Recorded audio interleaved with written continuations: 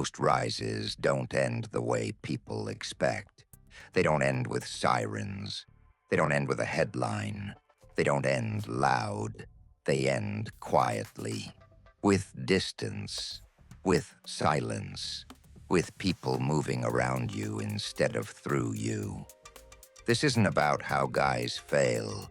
It's about what happens after they succeed. Because in this life, the climb doesn't kill you. The plateau does. Every guy thinks the same thing on the way up. Once I'm established, things get easier. They don't. They get different. On the rise, you're hungry. People excuse mistakes. You're learning. But once you're up, now you're expected to already know. Street guys don't fall because they're sloppy at the bottom.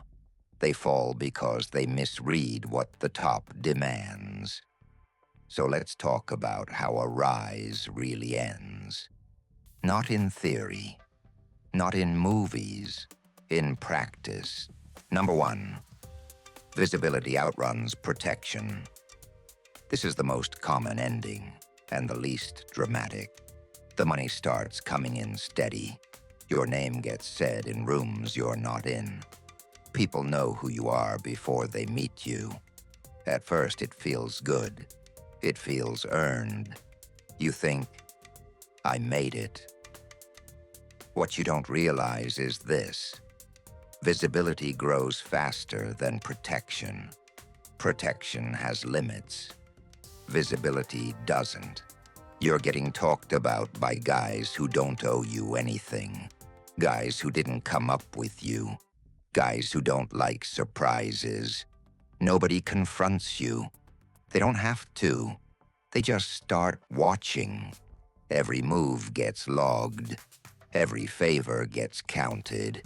Every mistake stops being small. And here's the part most guys miss. Protection isn't a shield. It's a loan. And loans come due when the lender feels uncomfortable. A rise ends here when your name travels faster than your backing. Your numbers attract attention. You can't control your confidence turns into assumption. Nobody touches you. They just stop covering for you. And once that happens, gravity does the rest. Number 2, internal pressure replaces external threats. On the way up, enemies are external. Other crews, other neighborhoods, other outfits. You know where pressure is coming from. But once you rise, the pressure moves inside. Your own guys start testing limits. They stretch deals. They talk looser. They assume protection applies to them too. It doesn't. Your crew starts acting like your success is theirs. That's dangerous, because now you're not just earning. You're containing behavior. One loud soldier can undo months of clean work. One greedy earner can bring heat you never invited. And here's the trap. If you clamp down too hard, you look paranoid. If you don't clamp down, you look weak. This is where rises start cracking, not because of rivals, but because leadership turns inward. Meetings get tense, trust thins out. You start hearing excuses instead of results. The rise doesn't end with a betrayal. It ends with fatigue. Too much energy spent managing your own people. That's how power rots. Number 3, allies turn into auditors. This one catches smart guys off guard because it looks like support at first. People ask questions, polite questions, curious questions. Where's that action coming from? Who's that guy tied into? How clean is that? Nobody's accusing you. They're counting. At a certain level, nobody roots for you anymore. They calculate you. Friends become observers. Support turns conditional. Every conversation starts feeling transactional. And the worst part, you don't know when it started. You just notice that. Favors come slower. Enthusiasm feels thinner. Advice you didn't ask for shows up. That's auditing. And auditing means someone is deciding whether you're worth the risk.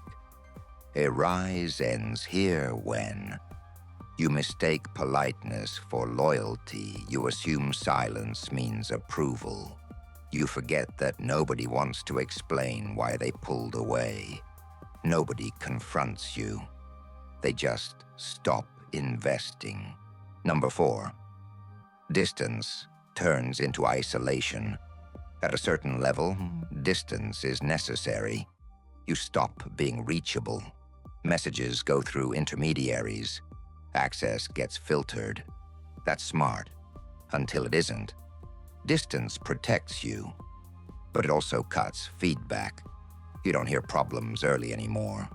You hear them when they're already expensive. People stop telling you bad news directly.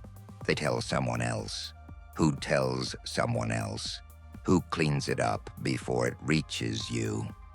Now you're insulated, but insulation turns into isolation if you're not careful.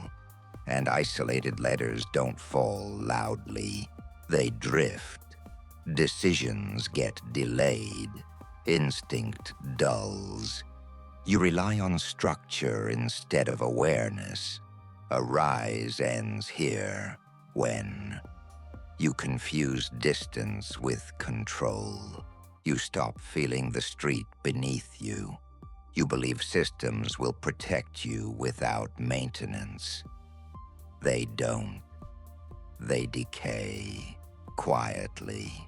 Number 5, survival becomes the only win.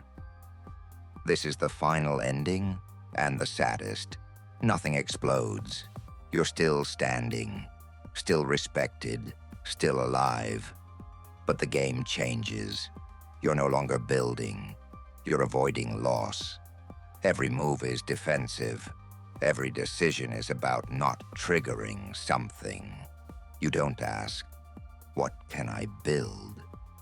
You ask, what can I afford to risk? That's not power.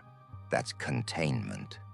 A rise ends here when survival replaces ambition, when staying in place becomes the goal. Some guys last years like this, quiet, careful, shrinking. They didn't lose, but they didn't win either. They just stopped climbing. Every rise ends, not because of failure, but because systems don't reward visibility forever. The street just teaches this faster than life does. The lesson isn't, don't climb. It's, understand what each level costs before you step into it. Because the fall doesn't start when things go bad.